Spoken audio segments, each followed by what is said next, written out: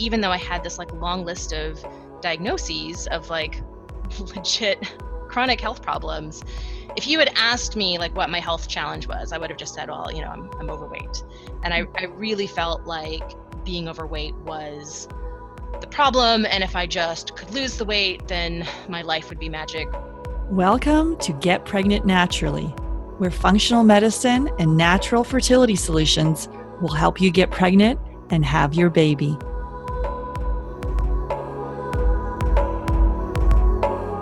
Hey everyone, I'm Sarah Clark. My mission is to inspire, motivate, and empower you. And most of all, I want you to wake up. So with functional medicine, we can discover what causes infertility and eventually reverse the condition.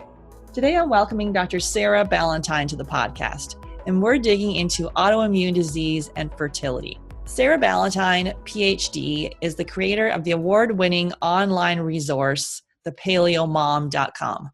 Co-host of the syndicated top-rated The Paleo View podcast, New York Times bestselling author of Paleo Principles, The Paleo Approach, The Paleo Approach Cookbook, and The Healing Kitchen. Creator of the online program Go to Bed, and creator of the top-rated online resource, the Autoimmune Protocol lecture series. Sarah earned her doctorate degree in medical biophysics at the age of 26 and spent the next 4 years doing research on critical care medicine, innate immunity, gene therapy, and cell biology, earning a variety of awards for research excellence along the way. Sarah's transition from an academic researcher to a stay-at-home mom to award-winning and internationally recognized health advocate and educator was driven by her own health journey, which included losing 120 pounds and using both diet and lifestyle to mitigate and reverse a dozen diagnosed health conditions. As a scientist, both by training and by nature, Sarah is deeply interested in understanding how the foods we eat interact with our gut barriers, immune systems, and hormones to influence health. Sarah's innate curiosity goes further than just understanding diet, and she's also deeply interested in the impact of lifestyle factors like sleep, stress, and activity. Her passion for scientific literacy and her talent for distilling scientific concepts into straightforward and accessible explanations form the foundation of her work and her dedication to improving public health. Learn more about her work here. You can check out her website at thepaleomom.com. So check out her website at thepaleomom.com, her podcast, and her books. And you can also find Sarah on Facebook, Twitter, and Instagram, and Pinterest. Before we jump into today's show, don't forget to hit the subscribe button on iTunes or wherever you're listening to this to make sure you never miss an episode. Hey, Sarah, welcome to the podcast. Hey, Sarah, thanks for having me. Awesome. Sorry. I just like, I nerd out when I'm talking with someone with the same name. I know. And it's spelled the same too, so that's awesome. We mean it's spelled correctly. That's right. That's right. Awesome. So how did you come to do this work? So I have a background in medical research, and I also have a history of health struggles. And it was one of those things where, you know, I started gaining weight pretty much with puberty. I have Hashimoto's thyroiditis, and that's when my symptoms started. I wasn't diagnosed until my 30s, but I had a few times in my 20s where, you know, low thyroid would show up in blood work, and the doctors would say, oh, well, watch this. And nobody ever did advanced testing or anything until, you know, basically 30 years later. But I really struggled. I was morbidly obese. I had over a dozen different diagnosed health conditions and things like, you know, pre-diabetes, borderline diabetes. I had psoriasis and another autoimmune skin condition called lichen planus, and gastroesophageal reflux disease, and asthma, and gastroesophageal reflux disease induced asthma, and really weird allergies. I mean, it's just one of those things that, you know, I had fibromyalgia. I was chronically fatigued and in pain, but I am also a very stubborn, ambitious person. And so I persisted with grad school and postdoctoral research fellowships. And I really thought at the time, you know, going through grad school is stressful, basically, no matter who you are. They really put you through the ringer. That feels like some kind of weird rite of passage in order for you to get those acronyms at the end of your name. And I don't know. I think I got into this habit of like, just keep swimming, right? Just keep plugging away. I didn't do very much social activities because I just couldn't. I would go into the lab and do research all day, and then I would come home and collapse. And I really felt through my teens and my 20s, even though I had this like long list of diagnoses of like legit chronic health problems, if you had asked me like what my health challenge was, I would have just said, well, I'm overweight. And I really felt like being overweight was the problem. And if I just could lose the weight, then my life would be magic, rainbows and butterflies and sunshine. Um, and so I was doing medical research in systemic inflammatory response syndrome. I studied a lot of sort of systems of in critical care units where the immune system goes completely haywire and attacks the body. It's very, very analogous to what's happening in autoimmune disease. And studying things like how the body protects itself from an immune system gone rampant. So I was studying enzymes that we already make that help to control the immune system. I was trying to, right, it's very pharmaceutical driven research, trying to figure out how to manipulate those enzymes to make more, right? So what can you do to the body to make more of these enzymes that control the immune system and protect these people in autoimmune disease? I ended up gradually transitioning into research that was actually related to cancer. I identified and characterized a new tumor suppressor gene that was really important for colon cancer and breast cancer. And in that research, studied epithelial cell biology. So the cells that line our GI tract that are so fundamental to our health, because the health of our gut barrier impacts the health of every single cell in our entire body, was like a key feature. But again, it was identifying a tumor suppressor gene. So that gives you information to help maybe screen as a risk factor for people. It helps understand cellular transformation. So those initial steps between when a normal cell becomes a cancerous cell. And no place in any of this research was I actually plugging into nutritional sciences. So my understanding now, and looking at what some other research labs have done, there's really strong nutritional links between all of these enzyme systems that I was studying and what our diet is like, especially specific nutrient deficiencies, and the ones that kind of like they don't surprise you, right? So if someone comes into an intensive care ward zinc deficient, they have a much higher likelihood of having one of these sort of complicating events, so like sepsis, systemic inflammatory response syndrome, acute respiratory distress syndrome, multiple organ dysfunction syndrome, right? So these things that are like cataclysmic events in the ICU, if you come in zinc deficient, you have a higher likelihood of having that happen. So that's all information I've been able to kind of piece together later. But what was great about that background was that it gave me a really amazing foundation to be able to start understanding my own health struggles, right? 3 or 4 autoimmune diseases, depending on whether or not you count fibromyalgia, and all of the really, I think, tangential things that sort of went along, right? Depression and anxiety. Well, that's a symptom of Hashimoto's thyroiditis. Irritable bowel syndrome, again, that goes along with thyroid problems. They were separate at the time, right? They all had their own little like line item with a checkbox beside them. But I was basically going through my my medical research training, my early research career, and then I got pregnant, and my world basically completely changed. I did not have a healthy first pregnancy. I ended up with gestational diabetes and preeclampsia when I went into labor. My labor lasted 97 and a half hours, which is a really long time. It's just slightly over 4 days, if anybody's trying to do the math. Yeah. I only spent the last like 2.5 days in the hospital, but it was complex. And she was, we both were healthy at the end. Everything was fine.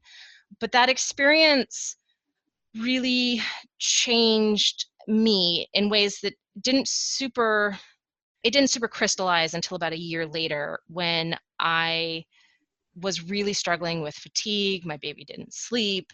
I knew that I had prediabetes, but I was really struggling, I think, because I was tired all the time with my diet. And then I had a day where I had finally gotten my baby to sleep, and I had eaten like an entire row of Oreo cookies, and I felt terrible. And I decided in that moment I should check my blood sugar. And I had my testing supplies from having had gestational diabetes. And I tested them, and my blood sugar was 200, which is the borderline of type 2 diabetes. So prediabetes would be anything between 140 and 200. And then diabetes is 200 and over. So I was right on that cusp. And it freaked me out because my first, or where I did my PhD was actually a vascular surgery research laboratory. So, we're looking at complications in the ICU, but the patient population that we were considering were these people who came in with aortic aneurysms or deep vein thrombosis, right? So they were coming in from their primary problems being something vascular. So 100% of those patients are smokers, diabetics, or diabetic smokers. Like that is almost entirely what that patient population is. And so to look at this blood sugar level and realize that I had type 2 diabetes, that this is a lifestyle driven chronic condition. Mm-hmm. And I know that it's not just, it's not just weight, that's not going to be my only problem, that I have a really high likelihood of going blind, having kidney failure, and losing a limb. Like these are the complications of type 2 diabetes. And that was the moment where it crystallized for me. And so I went on a low carb diet. That was the tool that I had at the time. And I lost 100 pounds before I got pregnant with my second daughter.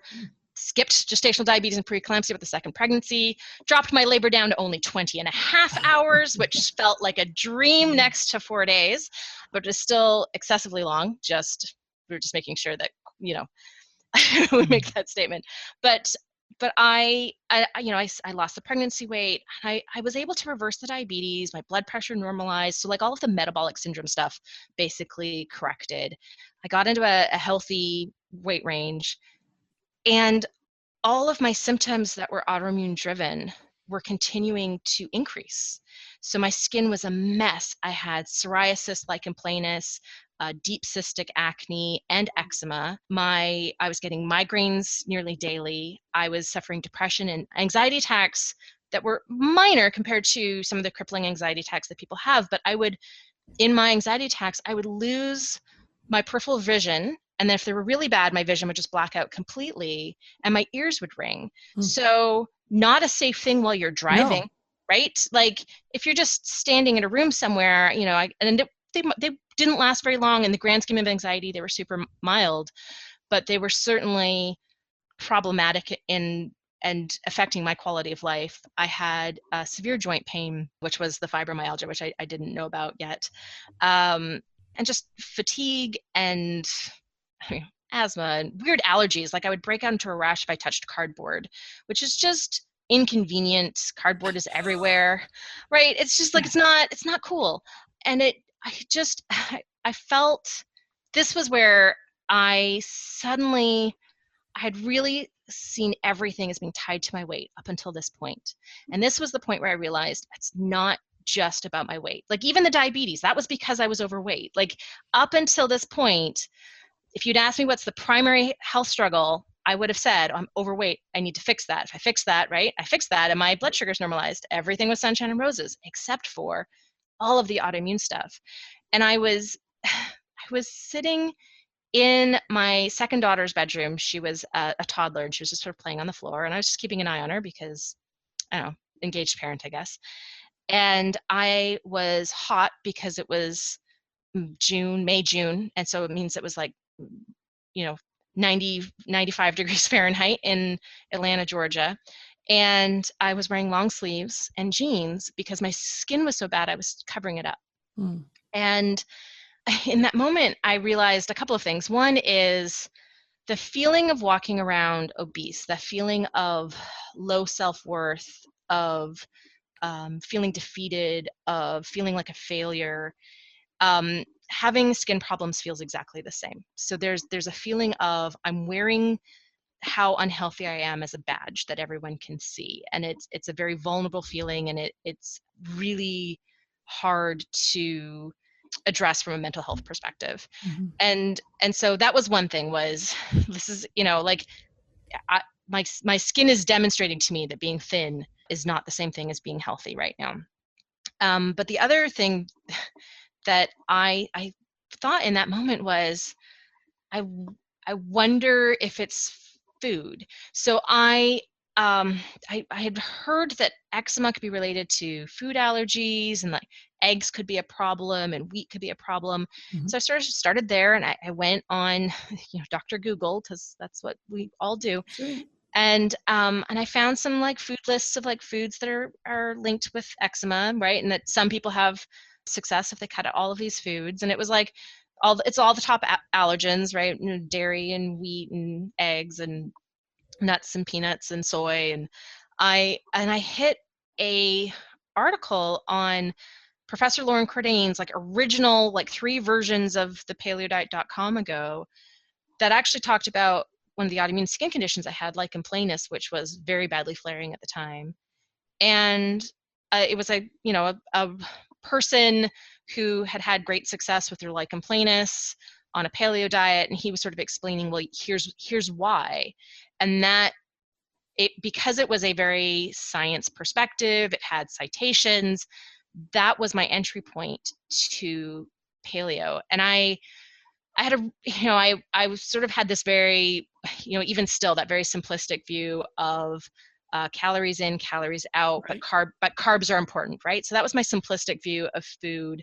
But that was my gateway into understanding micronutrients, understanding inflammatory compounds in foods, understanding gut health, understanding the microbiome, understanding human health, understanding not just the immune system but hormone health. So it was the beginning of me now taking this amazing scientific background that I have that's super relevant and inserting that into nutritional sciences and understanding the crossover. And I spent 3 months reading scientific studies, educating myself, reading, the only 2 books existed at the time, but really trying to wrap my head around the whys. And I needed to know the whys in order to feel motivated to try the paleo diet. And so I eventually did at the end of the summer. I started August 31st, exactly There you 7 go. years ago today, August 31st, 2011. And I went off all 6 prescription medications that I was on at the time in 2 weeks. Wow. I lost weight that I didn't think I would ever lose. My skin completely cleared up. Mm-hmm. My irritable bowel syndrome went away. I stopped needing asthma medications. For the first couple of years, I'd still have asthma symptoms if I got a chest cold, but then even that eventually went away. I stopped having acid reflux. The only time I've ever had a migraine since is when I've had dairy by accident. My anxiety symptoms completely went away. The depression I was suffering completely went away. It was absolutely like it felt like a miracle. Yep. And it was one of those things that at the same time was like, here's my answer. And then I was like, why the bleep didn't anybody tell me this Yes. before? Yes. And I ended up channeling that sort of combination of nerdiness, because I am a scientist, right, by training and by nature, that the personal, the lows that I had to hit before I could find those answers, and that frustration that the medical establishment never even pointed me in this direction in any kind of way. And then also that passion for helping people. I've always had a passion for scientific literacy, and that desire to shout from the rooftops how like amazing this can be, and look what it did for my health, but look, here's the scientific foundation. So this isn't just me, this is like here's the reasons why this should be generally applicable and actually help everybody, maybe not to the same degree. I started to get more into like lifestyle and understanding nutrient deficiencies and genetics. Like I got more nerdy into it as the years have gone on. But that was that excitement and basically the just need for an outlet that's got me to start a blog, which became book deals, which became podcast and public speaking and conferences, and just all of the amazing opportunities that I've had since. And they really became motivated. They really just came out of that one initial experience of like, here's my answer, and it's so simple. And why isn't this general knowledge? Like, how is it that all we have to do is eat these healthy foods and it can completely change so many of the struggles that, I'm not alone in the struggles that I was going through. That's a really common experience. Perhaps the most unusual part of my experience was the fact that I didn't have trouble getting pregnant, especially given that I had Hashimoto's thyroiditis. Like, Mm-hmm. that's the unusual part of my experience. Everything else is so common. And here's this answer right here. And so that has been the main motivating factor for everything that I do. Yeah, thanks so much for sharing that, because it's really important for people to kind of hear the journey and kind of, yeah, it's like that light bulb moment. And it's like, wait a minute, I want to shout this from the rooftops. And I had a similar experience with myself as well, with going through premature ovarian failure and having both my kids with donor eggs, and then years later discovering it was a food intolerance and a gut infection. And then that's why I started this podcast, because it's like, why do people not know about this stuff? And to really educate around the power of diet and lifestyle, functional medicine, gut health, all of Mm. this. And yeah, so I love we're digging into this topic about autoimmune disease, because a lot of people that come to us, obviously everyone that comes to us is struggling with infertility, but a lot of people have an autoimmune disease, and they may go, it's basically they go to their OBGYN, they're referred to an RE. The RE then is potentially going to then say, let's do an IUI or an IVF. Whereas there's other things going on, and before you go down there and spend tens of thousands of dollars, and you may be successful. The people that come to me aren't, and they've got, we've been through years of heartache, to look at those things going on in your body first and really, really focus on your preconception health. So yeah, with an autoimmune disease, why is it so important for someone that's trying to conceive? Well, I think one of the things so we know that infertility problems is a fairly common symptom of autoimmune disease, and it is a very well explained symptom of the most common autoimmune disease, which is Hashimoto's thyroiditis. Mm-hmm. There are statistics showing, so Hashimoto's thyroiditis affects something like 1 to 2% of the population. There's different estimates out there from different countries and different years, but it's something like maybe half a percent to 2% is sort of the range that studies will show. But if you look at the number of people with thyroid antibodies, so to be diagnosed with Hashimoto's thyroiditis, you have to have antibodies measurable in your blood against your thyroid. So that means your immune system is producing a targeting protein that tells the immune system that these proteins in the thyroid are foreign invaders. That's same as if it was a parasite or a flu virus, right? So it's making antibodies against something in our own bodies, targeting the immune attack against that. So you have to have these antibodies, but to be diagnosed with Hashimoto's thyroiditis, you also have to have enough damage have built up in the thyroid gland that you have low thyroid function, or if it was Graves' disease, you would have an overactive thyroid. And so you have to have both of those things happen. The number of people who have thyroid antibodies but not hypothyroidism yet, so that's that extra step that gets you the diagnosis of Hashimoto's thyroiditis. The number of people with those antibodies is estimated to be somewhere between 15 and 30% of the general population, which is ridiculous and huge. And that means that all of those people their body has already figured out how to attack the thyroid. The missing step here is some instigating event that might trigger, the immune system to go into overdrive. It could be an infectious trigger. It could be an environmental trigger, like a pollutant or a toxin. It could be a lifestyle trigger, like a stressful event, or it could be a diet trigger, like gluten intolerance, but you're continuing to consume gluten, or a severe nutrient deficiency, like vitamin D deficiency, which is incredibly common.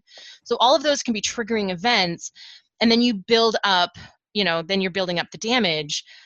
But we've got a huge collection now of studies showing that the presence of thyroid antibodies increases the risk of adverse pregnancy outcomes. So it increases the risk of miscarriage, increases the risk of pregnancy loss in other ways, increases things like placental abruption, increases early premature delivery, and also stillbirth. And so it's related to the fact that the thyroid is phenomenally important for driving development of the central nervous system in the fetus. In the first 11 weeks of gestation, the maternal thyroid hormones are driving the development. So if the mom doesn't have enough thyroid, then the baby can't develop. After 11 weeks, the baby's own thyroid will take over, but then the antibodies cross the placental barrier. So if the mom's body is producing antibodies, the immune system will attack the fetus's thyroid hormones. And then if there's not enough thyroid hormones, that's not driving development, and that hence all of the potential problems. So it's unclear at this point if, because what's called subclinical hypothyroidism. So it's like your thyroid's just not up to snuff. That's found very commonly in other autoimmune diseases, not just Hashimoto's thyroiditis. But we also have Hashimoto's thyroiditis very commonly co-occurring with other autoimmune diseases. So, for example, Hashis and celiac are best friends. They love to hang out together, and that's like a terrible combination. So we don't really understand an autoimmune disease if it's always driven by something going wrong with the thyroid. If there's some other, we know immune system problems in general can be problematic in pregnancy, because the immune system has to shift gears so that it doesn't attack the foreign body. It doesn't, you don't want your immune system to see the fetus as the same kind of thing as a sliver, right? Right. If you have a sliver, it's a foreign thing in your body that your immune system will attack and degrade. You don't want your immune system to do that to the baby. So there's this sort of separate mechanism that could be purely immune driven, and that would be seen as infertility, because it would be attacking the fetus pretty much from conception. So you would potentially never actually get to implantation. So with autoimmune disease, one of the key reasons to get nutrition dialed in, I mean, diagnosis is incredibly helpful as well, because especially in the case of something like Hashimoto's thyroiditis, you want to be monitoring thyroid hormones incredibly closely. You want to be supplementing accordingly.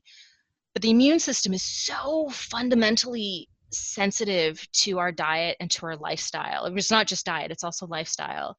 And we can regulate our immune systems by following an anti-inflammatory, nutrient-dense diet, by getting enough sleep, by being active but not doing crazy things like running marathons, by managing stress. So like all of those things feed into immune health.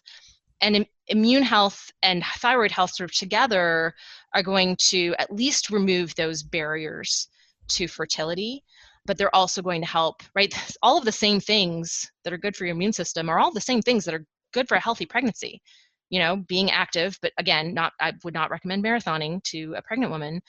Generally, managing stress, getting enough sleep, nutrient, dense anti-inflammatory diet, those are all going to be things that are going to help support maternal health through pregnancy and help support the developing baby. So there's so much going on here that is major incentive for working on this prior to pregnancy. It builds up nutrient stores, which are really, really important. There's a bunch of nutrient deficiencies that are linked with problems through pregnancy. I mean, the best understood, right, is folate deficiency. But we've got a lot of deficiencies that can complicate pregnancy. So you're building up your immune stores, you're regulating your immune system, you're hopefully supporting thyroid health, and you're creating an environment that is going to be the best possible environment to be able to conceive and grow that baby. Plus, you're dialing in all of the habit formation aspects of it. So it's called the Autoimmune Protocol. It is a variation of paleo that is designed to be therapeutic or maximize therapeutic potential for autoimmune disease. There are certain autoimmune diseases that can be managed with just the Autoimmune Protocol, and there's others that need also, like, it's a complementary approach. So you still get to take, for example, thyroid hormone replacement if you have Hashimoto's thyroiditis, but this helps to regulate the immune system and drop the antibodies down. And it's not, it's fairly intimidating, especially if you're coming from a standard American diet, Western diet. You look at the food list and you go, how am I going to do this? So getting that dialed in before pregnancy also gives you the opportunity to really practice it so that you can maintain it through pregnancy and beyond, because autoimmune diseases do wonky things during pregnancy. They will either go into remission, which is awesome if that's your experience, but if they go into remission, they tend to flare with a comeback upon the birth of the baby, or sometimes upon weaning. So it's those hormone shifts that are driving changes in the immune system. Or autoimmune diseases can flare during pregnancy, and then you tend to get some relief upon the birth of the baby. And in either of those circumstances, you want as many tools for managing autoimmune disease that doesn't involve disease-modifying drugs, which are contraindicated in pregnancy, or steroids, which, I mean, a doctor will prescribe steroids in pregnancy if they have to, but they really don't like doing it. You want to have all of the other tools that you can possibly have at your disposal for keeping your immune system in check throughout pregnancy and beyond, to maintain your health throughout. I mean, it's not just about the baby at that point, right? Like, there are autoimmune diseases that are life-threatening. So those triggers that we talked about, so like gluten, or what about SIBO as a trigger for autoimmune disease? So that's a really great question. There have been a few studies that have looked at either SIBO or sort of more generally gut dysbiosis. So like SIBO is specifically overgrowth. Gut dysbiosis can mean that it's not necessarily an overgrowth, but it's like the wrong kinds of bacteria, or they're in the wrong locations. So it just can mean that, there's less, say, probiotic bacteria and more opportunistic bacteria in the gut. So SIBO is an example of gut dysbiosis. So every single study which has evaluated whether or not there is a gut dysbiosis and or SIBO in autoimmune disease has found a link. Now, they've probably only looked at, I would have to actually go back to my notes from a few years ago when I was last looking at this. At that time, they had looked at maybe 8 or 9 different autoimmune diseases, right? There's limited studies in the less common autoimmune diseases. So as you look at the scientific evidence, they don't look at autoimmune in general, right? There'll be a paper on Hashimoto's thyroiditis, another paper on celiac disease, another paper on psoriasis, another paper on rheumatoid arthritis, another paper on multiple sclerosis, another paper on lupus, another paper on Sjogren's, and you kind of have to take all of these bits and pieces and put them together. But for every autoimmune condition in which they've looked to see if there's a link, they have found one. And same with what a researcher would shudder if I called it leaky gut, but leaky gut, more technically, increased intestinal permeability. Permeability, yes. But it's the same thing with that. So any time that they've looked to see if there's a link between leaky gut and autoimmune disease, they've found one. And in fact, there's been some really interesting studies done in inflammatory bowel disease and celiac disease. So those are autoimmune diseases that where the immune system is attacking the gut tissues. So there's a leaky gut, the immune system is making it leaky. But they've been able to follow people at high risk because they have family members who are celiac or family members with inflammatory bowel disease. Mm-hmm. They will follow them, and they've actually been able to show that the presence of a leaky gut precedes the onset of disease. So, in these cases, again, right, it's sometimes, there's so much similarities between autoimmune disease. They're all caused by the same root cause of the immune system being overactive, learning how to attack something in the human body, and not being able to regulate itself very well. But there's some times where you still have to be cautious, sort of extrapolating from one autoimmune disease to another. Mm-hmm. And those triggers and it could be gluten for some people, it could be the intestinal permeability, nightshades. We talked about stress, gluten, which is a huge one, obviously, and gluten-free grains could all potentially be the root cause of it. But really, yeah, it's either turned on or off by diet and lifestyle. And I actually think that it's probably very unusual for it to be one thing in a person, right? We are living now in a society where we work more than we ever have before. More of us are sort of forced into 2-income households because that's how you can afford stuff. We're spending more time indoors than we ever had before. We're more sedentary than we've ever been before. Our diets are more, right? We're cooking less at home than we ever have before. So our diets are more processed and refined. There's more things like pesticides and glyphosate in our food supply. Now it's in the water supply, right? That's a relatively recent thing. That's only the last 20 years. We're sleeping less than we ever have before. We're more stressed. We have more nutrient deficiencies. So like 90% of North Americans are deficient in at least one nutrient, even if you're taking a multivitamin. So, it's this perfect storm of things that we all know impact gut health and immune health. And we've basically created, because I love indoor plumbing. I'm not trading that. And I also am rather fond of the internet. So I'm not saying that I want to give these things up and put on a toga and go live in the woods with a spear. But I think that making smart choices, informed choices within the sort of luxuries of living in a Western country and having all of these wonderful technological advances is really, really important, because we're starting to understand that we're living so out of sync with our biological needs for health, that we're literally creating this environment where chronic disease can flourish. Mm-hmm. Absolutely. And as far as hormone balance then and bioidenticals, I think you've talked about this before on other, I think you've got a summit coming up that I saw that you're talking about this, but yeah, what's the link there? So thyroid talks to the adrenal axis, to the reproductive hormone axis, and also to the insulin system. And there's a lot of crosstalk between our different endocrine glands, and it's mostly fairly well understood. There's definitely some missing pieces in terms of our understanding of how all of these different hormone systems impact each other. But we know that if you have, for example, if you have insulin resistance, you're more likely to have thyroid problems and you're more likely to have fertility problems. And we know that if you have hypothyroidism, you're more likely to have insulin resistance, right? Like every single one increases the likelihood of all of the others because of this crosstalk. So having hormone testing is really, really important. It can answer a lot of questions in terms of, what's going on if I'm struggling with fertility. And it is very expected that if you're somebody who has insulin resistance, which can be, it's not necessarily related to diet. We always think, like insulin resistance, my fault, right? Like I ate that ice cream that day. We can make ourselves insulin resistant by not getting enough sleep and by being sedentary. Like actually, insulin resistance, the insulin resistance that we incur from a single night of like being up all night partying is more than 6 months of bad diet. So it's a really strong signal to insulin.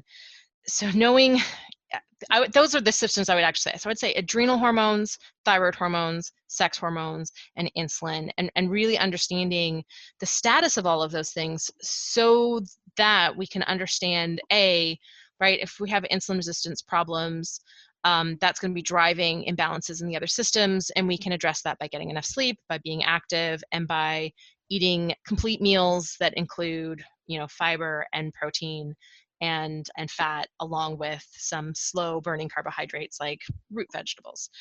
Thyroid, so even if we can reduce thyroid antibodies through diet and lifestyle, even though we can regulate immune health, achieving full thyroid function after having hypothyroidism, at least anecdotally, seems to be fairly unusual. There is a clinical trial that is in the recruitment phase right now to try to really quantify how effective the Autoimmune Protocol is in Hashimoto's thyroiditis.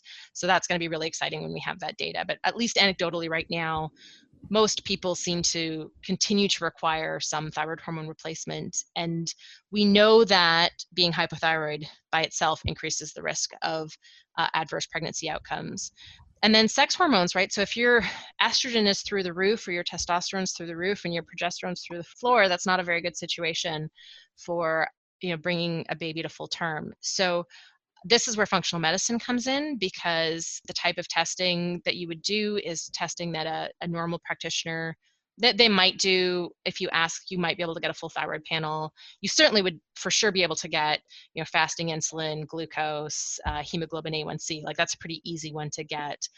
Hormone testing, ideally you would do salivary testing. A conventional practitioner is more likely to do blood testing. Mm-hmm.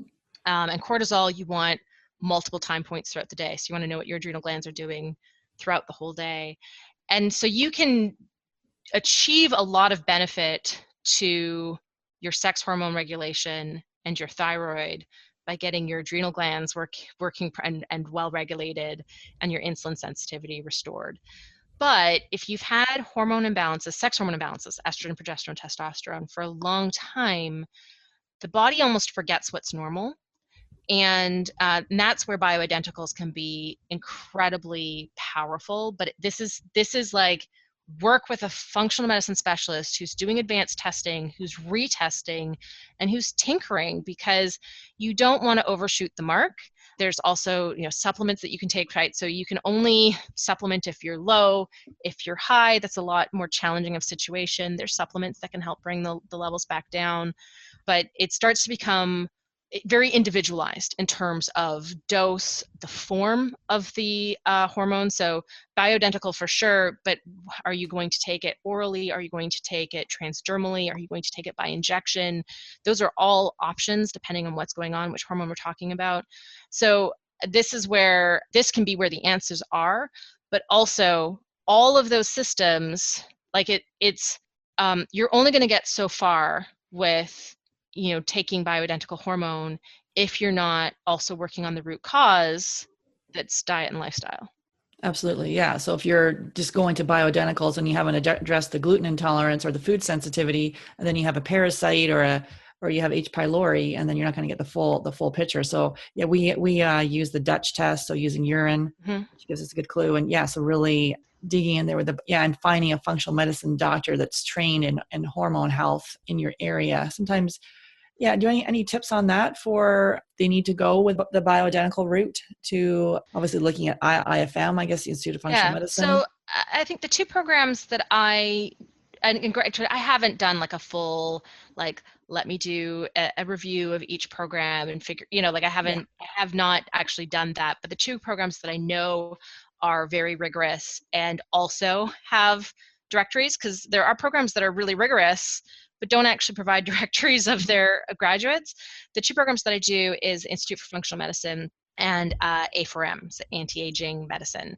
And they both teach their, it could be an MD, it could be also a naturopath or a chiropractor. So there's multiple different types of healthcare providers who can go through these functional medicine programs. Obviously, if you're getting an MD, you're getting somebody who can also prescribe medication. So that's a wonderful adjunct, but it's not, you can find somebody who's functional medicine based who's not necessarily an MD. But both of those programs teach their graduates all about the adrenal axis, sex hormones, and balancing with bioidentical. And it would be very common for those graduates to also use a combination of prescription medications, nutrient-based supplements, and also botanicals. And there are lots of botanicals that have amazing benefits that can help support things like there's herbs that you can take that can help regulate testosterone, for example, or help support estrogen metabolism, so that if you've got estrogen excess, which is fairly common, that you can take these supplements and that'll help you to get rid of the extra estrogen, but supporting normal degradation pathways. So you would expect somebody to have multiple testing modalities and also use a combination of really the most effective of everything that we have at our disposal. The great thing about the functional medicine approach is it's not anti-pharmaceutical, it's not anti-medicine, it's judicious use, it's root cause. Like, do you need antibiotics? You might need antibiotics to not die. So it's an approach that wouldn't withhold a pharmaceutical drug from you if it was clearly indicated, but it's very judicious use, and it's very informed use. So it's really understanding exactly what's going on, full picture, looking at multiple systems in the body, and then figuring out what are the points of manipulation to bring everything back into balance. Yeah, and not just going after the hormones or going after the thyroid. It's like, yeah, that's like the conventional side where you have a specialist for each thing. The functional is like, let's look at the whole thing. Yes. Yeah. Okay. So so at what point do you feel we need to look at the AIP diet? So we find out we have an autoimmune disease. Yeah, then that point right there. There. Yeah. So the Autoimmune Protocol, the AIP diet, is designed to be a tool, and it is designed to be not forever. So it is an elimination diet. So it basically eliminates in a very sophisticated way the foods that are the most likely culprits driving poor gut health and driving immune overactivation and inhibiting immune regulation. So it really looks at all of the foods that have compounds that are potentially linked. It eliminates all of those foods while having a very strong nutrient density focus. So the major goal of the Autoimmune Protocol diet is to get all of the nutrients, essential and non-essential nutrients that your body needs in synergistic quantities for health. So it's just because you're cutting out foods doesn't mean you're cutting out nutrients. So it is very nutrient focused. It actually is a diet that just super homes in on the most nutrient dense foods available in the food supply, and it's a very balanced diet. So there's nothing that's missing. That is the diet aspect. But it also, because it's an elimination diet, it involves a challenge protocol. So it involves what's typically called the reintroduction phase, where you start methodically testing the foods you've cut out to see how your body reacts. And once you've sort of detoxed those foods from your body and you've been able to improve your gut health, improve your immune regulation, it becomes very, very obvious when a food is not working for you. And that's why allergists use elimination challenge protocols. It magnifies the reaction. That reaction was always happening, but once you clean it out of your body and reintroduce it, the reaction will be magnified. That is intentional, right? That is why these protocols work so well. It helps you identify that food was a problem all along. Some people feel like, I ate bread my whole life. I cut it out for a month and I ate it again and I was super sick and cutting it out made me sensitive. No. It's not true. It unmasked a sensitivity that was already there. But that reintroduction protocol is so empowering because a lot of the eliminated foods, people, individuals will be just fine with. So most people will then, through that protocol, hit a maintenance diet that is somewhere between the Autoimmune Protocol and gluten-free. It's somewhere in that zone, typically. I would say I've yet to see anybody successfully reintroduce gluten. Mm-hmm. But I've seen people successfully reintroduce gluten-free grains. I've seen people successfully reintroduce legumes, successfully reintroduce dairy, nightshades, right? All of the foods that are eliminated other than gluten, I've seen people successfully reintroduce. And so you'll end up at some maintenance diet. And then what happens is when life throws a severely stressful event at you and your immune system is overstimulated from the stress, you have this like super clean version of AIP that you can fall back on. So most of us will figure out, hey, these foods are great. My body loves these foods. These whether it's eggs or chocolate or whatever it is, I'm going to be great with these foods. I've successfully reintroduced them. These foods, I'm okay if I eat them once in a while. And most of us will hit that point where we're like, for example, for me, white potatoes are eliminated on the Autoimmune Protocol. I can have them about once a week. If I have them once a week, I'm fine. If they start to creep into my diet more often than that, I'll start to get some joint pain. So most of us have a collection of foods that are sometimes foods. And the protocol, it's really about just learning your own body and really understanding your dietary triggers, figuring out what you need to thrive versus what your body tolerates, and then living in that, zone in between. And then it's also about understanding the lifestyle aspects. So it's about recognizing the importance of sleep, understanding what stressors are in your life and what tools you can implement that will help you be more resilient to those stressors. It's about troubleshooting activity and really finding that happy medium where activity is supporting your health, but it's not crazy overtraining. And so all of those things are wrapped into the Autoimmune Protocol, which is really it's just a best practices for overall health is what it is. And it's such an important self-discovery just project, right? It's a project. It takes, most people are continuing their self-discovery for a year or 2 years. That doesn't mean that you're in this like crazy restrictive, I have to go to bed at 9 p.m. and I'm not allowed to eat all these things for that length of time. But because it becomes a journey, right? It becomes I'm continuously learning more about myself until you hit this point where like, aha, I've got it dialed in. And when you do hit that point, I think it's really important to sort of emphasize for people who are going, wow, you've mentioned a lot of my favorite foods and I'm not allowed to eat those. I'm not sure I want to do this AIP thing. It is incredibly empowering to understand your body at that level. And even though there's a learning curve, right? So there's that first part where you're like looking at these food lists, here's what I'm allowed to eat and here's what I'm not allowed to eat. And you just go like, what am I going to have for breakfast? And it's just like sheer panic. And that's a completely normal reaction. And everyone has those first couple of weeks that just feel like this thing's impossible. But as you go through the process, when you start to feel better and you start to see those results, You troubleshoot, what am I going to make when I get home at 8 p.m. and I'm starving? What's going to be my dinner on those nights because I'm not going to be able to order pizza?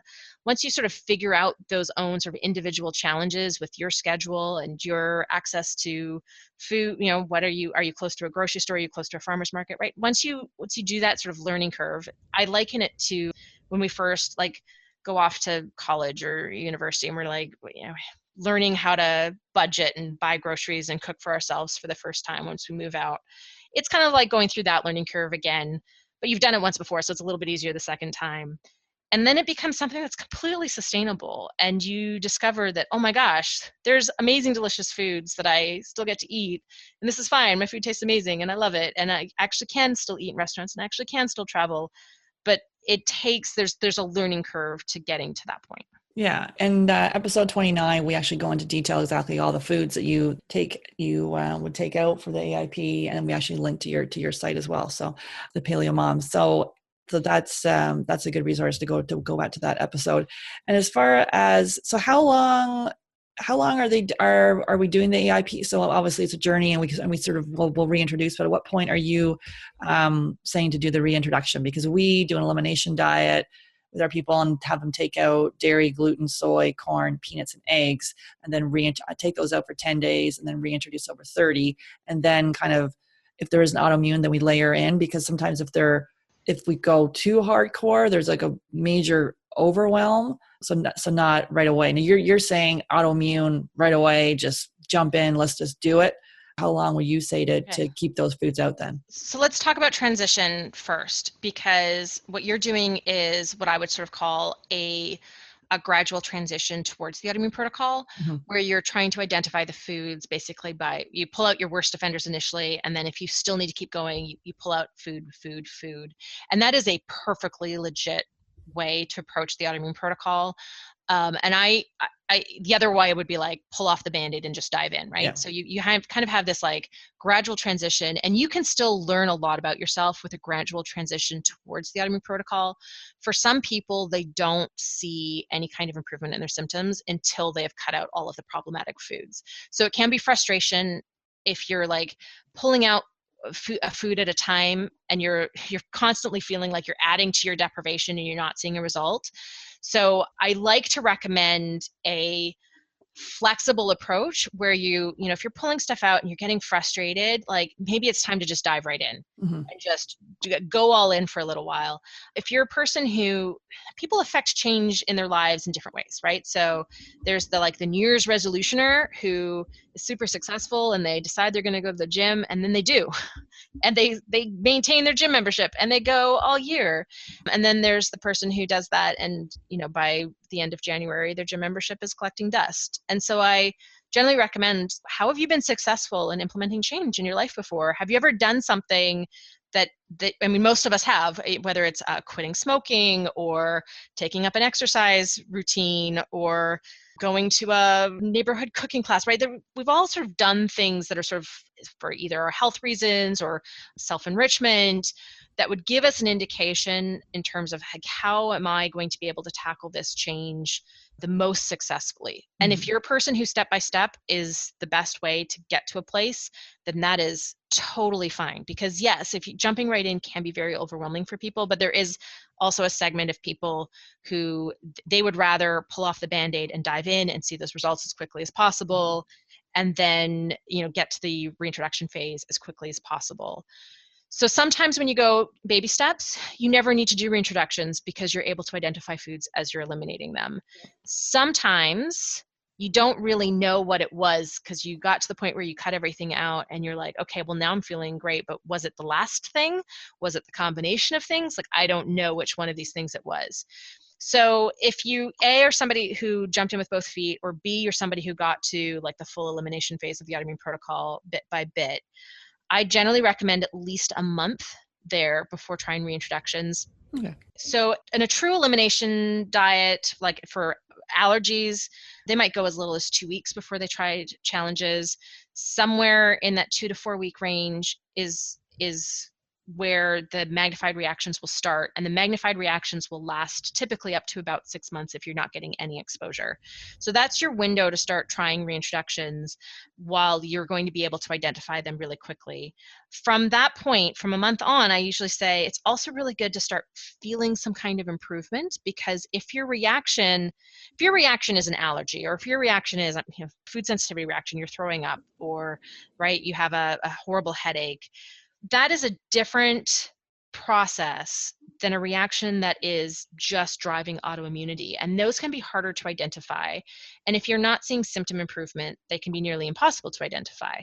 So I would say, right, around a month is a good amount of time to wait before trying reintroductions from a food sensitivity allergy perspective.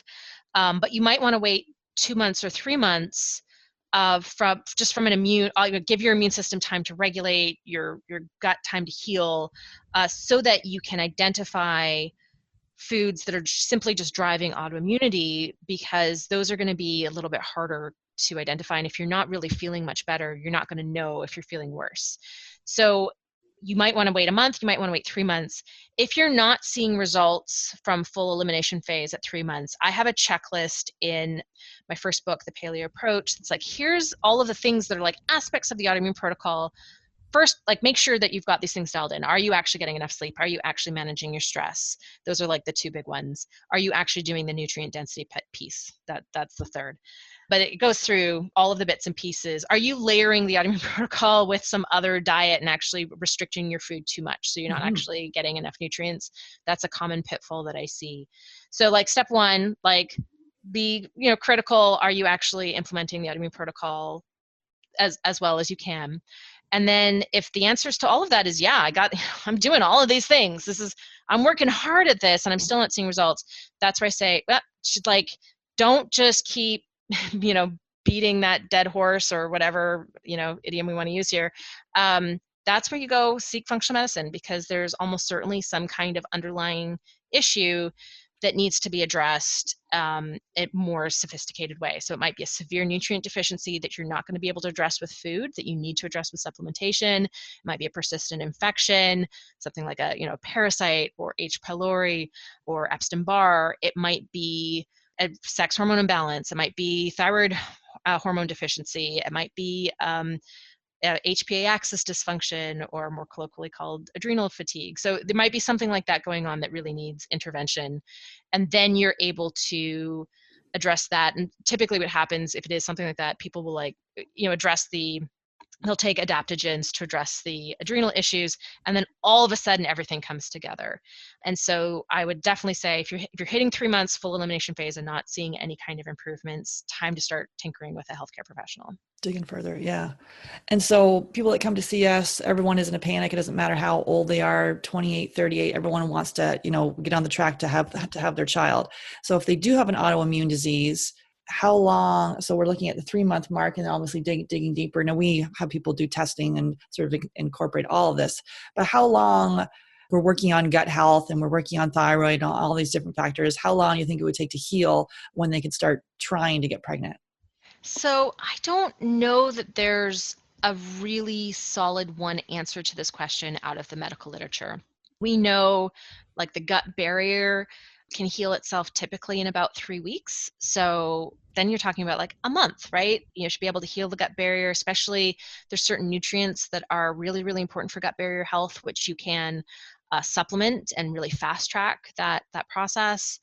You can work on gut dysbiosis. The gut microbiome can change in as little as 2 to 3 days in response to a dietary shift. So gut microbiome shifts can be very, very fast. And so gut barrier health and microbiome health are built into the autoimmune protocol. There are supplements you can do to fast track that. Thyroid can take a little bit longer to dial in. So I would say if someone comes in and they're severely hypothyroid, you're going to be tinkering at least 6 months, if not a year, to get somewhere in the range. And it's one of those things where it'd be much better to be closer to the range before trying, simply because miscarriages can be so hard on a woman's body, and so hard emotionally. Mhm. So I would say it's sort of situation dependent. Some, if it's really just as, like, hey, let's get your gut health in better order, there's no hormones that are crazy out of whack, I would say like a month is going to be probably adequate for that person. If it's a much more challenging situation, you've got your hormones are really out of whack, your thyroid's all over the place, your adrenals aren't working, you're crazy estrogen dominant, and you have, gut health challenges and these autoimmune processes, having a little bit of patience to get to a healthier place, say taking 6 months to get there, is almost certainly going to pay off. But I do kind of want to add the caveat that the medical literature at this point doesn't give us really amazing guidance to answer that question definitively. Okay, yeah, fair enough. And then so then someone has an autoimmune disease, they're doing the AIP, and then they get pregnant.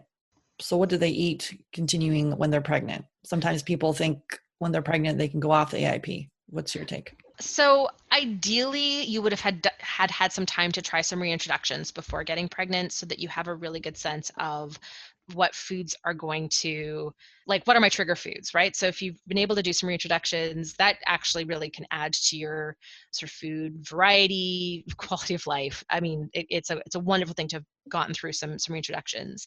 If you haven't, you can still do reintroductions during pregnancy.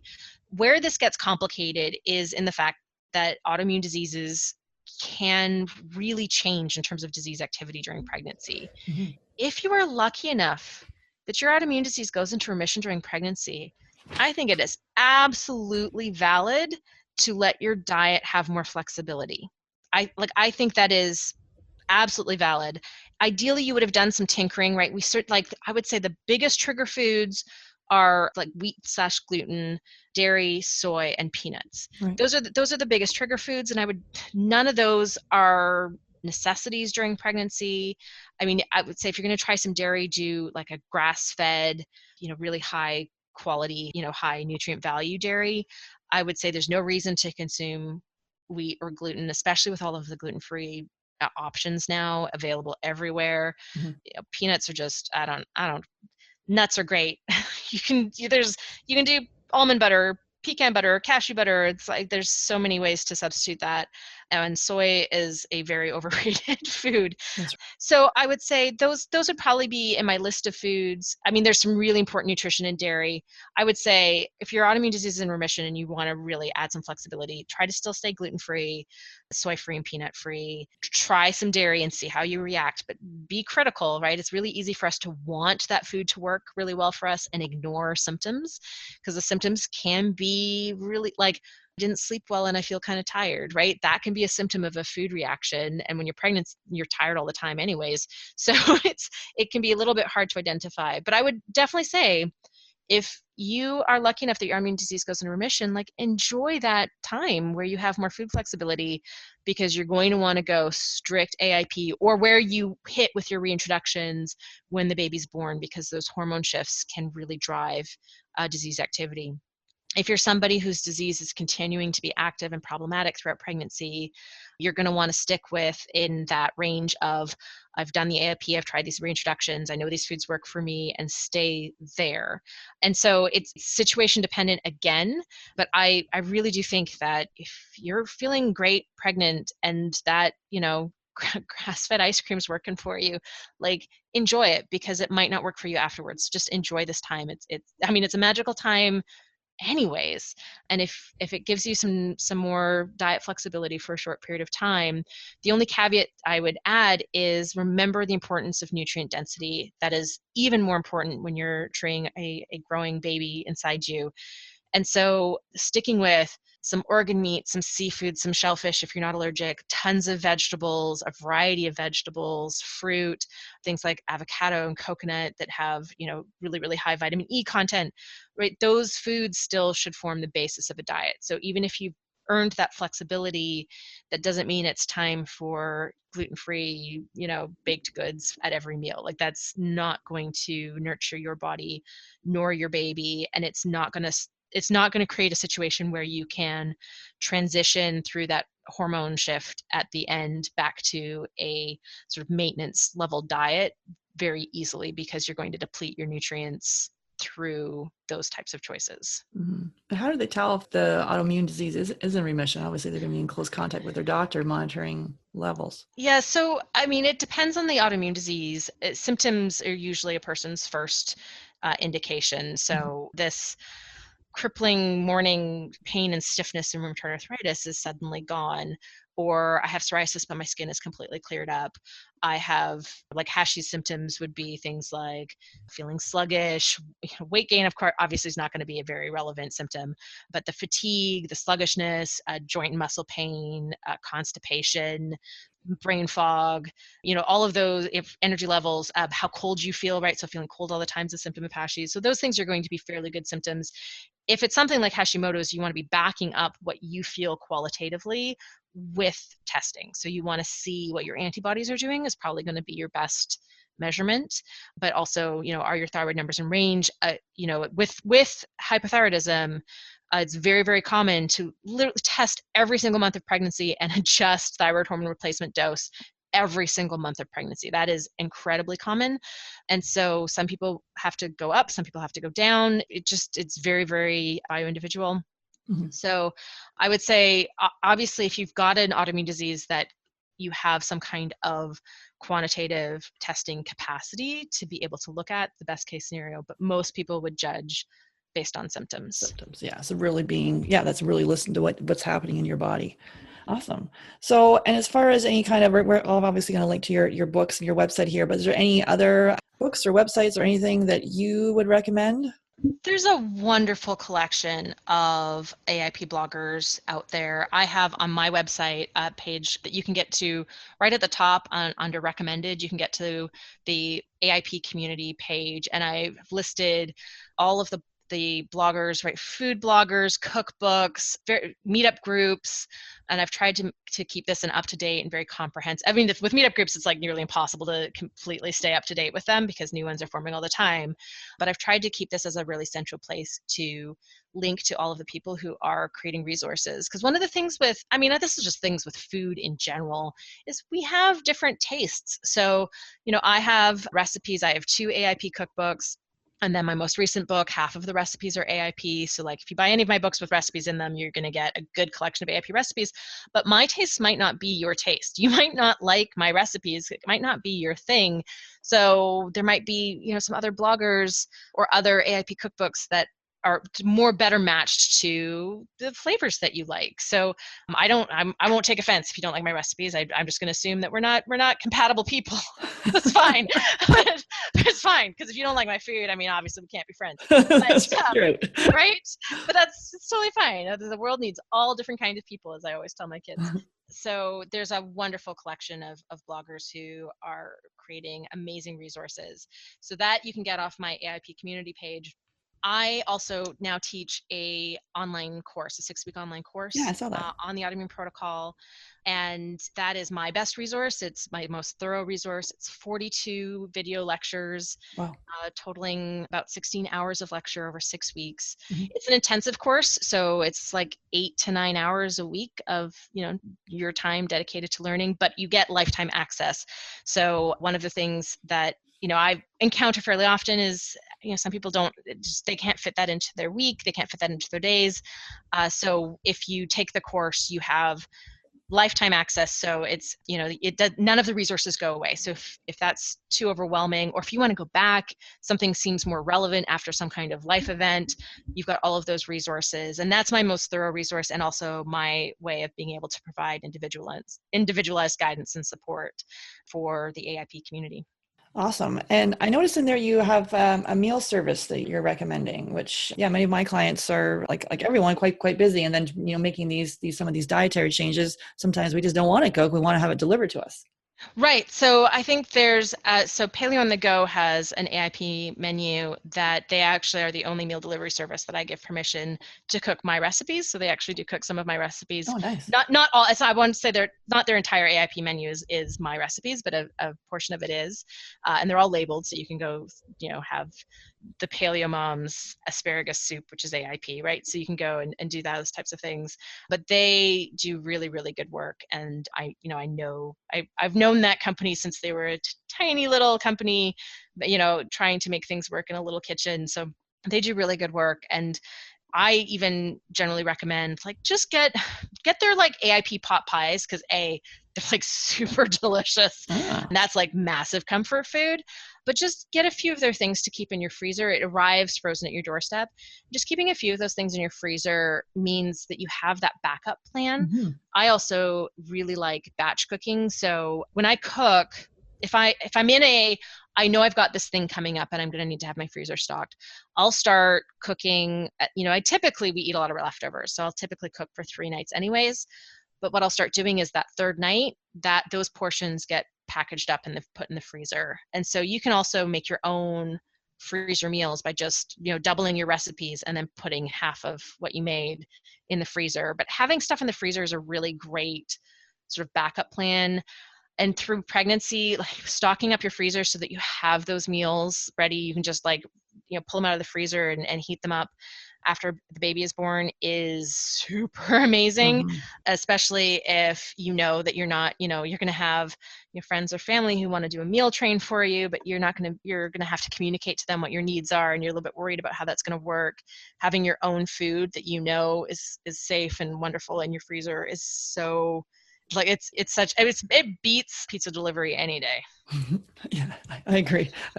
So yes, definitely check out the Paleo on the Go. And yeah, batch cooking is awesome. Okay, so as far as a success story, I'm sure you got lots that your readers share with you. One linked to fertility or pregnancy that you can think of. Actually, so I have had no less than a dozen women bring their babies to book signings or conferences to come and introduce me to the baby who exists because of the Autoimmune Protocol, Oh, yeah. which is the most amazing, amazing experience. But I also have a friend that I co-wrote The Healing Kitchen with, Elena Haber. She's blogs at the AIP blog grazedandenthused.com. And we, as we developed a friendship, we were helping to tinker with her Autoimmune Protocol. And she had amenorrhea for years, and she was really, really worried. She was newly married, she wanted kids, she was really worried about fertility. And actually, during the creation of the Healing Kitchen, she got pregnant with baby Grace, Oh, her first daughter. And that was one of the most, that for me was this is my friend who was able to use the Autoimmune Protocol to restore her fertility. And she never did any intervention other than the Autoimmune Protocol. And you can follow her work and see her super adorable baby oh, on the internet. It's fantastic. awesome. So you have a free gift for our listeners. You have a Paleo Quick Start Guide and an AIP Quick Start Guide. Can you share with them what they'll get with those guides? Yeah, so go to thepaleomom.com/free-gift, and you will get both. I've got a 41-page Paleo Quick Start Guide and a 37-page AIP Quick Start Guide. And they're really condensed, all the most important information in a book. You can print it out. It's a PDF. Everything's formatted to be printer friendly. And it will give you food lists and shopping guides and just the basic, right? Here's some of the science behind it.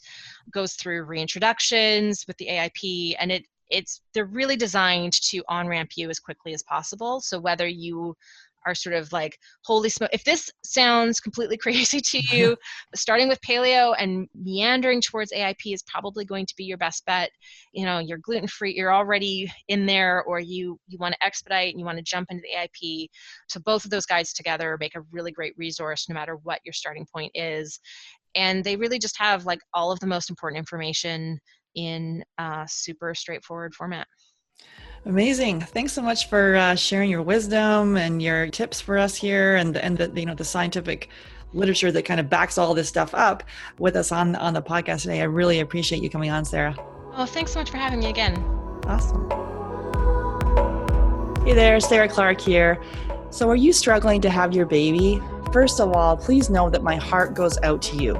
I support couples worldwide who are struggling with infertility to conceive and have healthy babies. Women like Rita, who gave birth to her beautiful daughter after following my fertility coaching system. Or Danielle, who after 2 failed IUIs was able to get pregnant after a Supercharge Your Fertility Discovery call with me. So here's how you get my help for free. So I offer a free Supercharge Your Fertility Discovery call, and on that call, I'll create a plan with you that is going to help you fast track your success.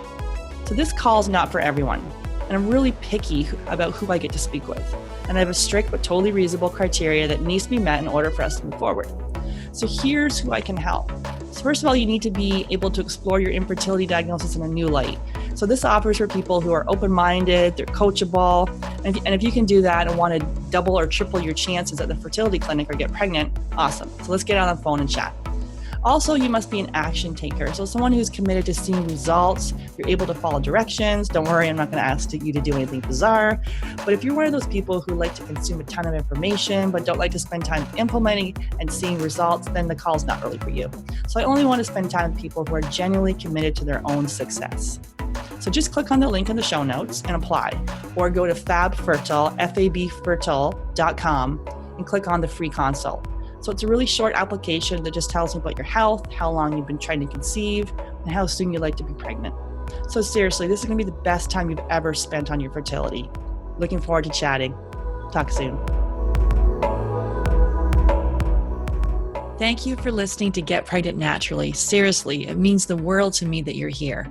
Make sure you hit the subscribe button so you can be notified of upcoming episodes. I'm excited to offer you a special gift. If you're a U.S. resident, text FERTILE to 345-345. You'll be prompted to enter your email address and you'll receive our fertility yoga download. In this 20-minute intro video, we focus on a calming and peaceful practice to connect back to your heart. These simple fertility yoga poses can help quiet negative thoughts and make you feel more in control. Download it now and get started today. So for U.S. residents, text FERTILE, FERTILE, to 345-345.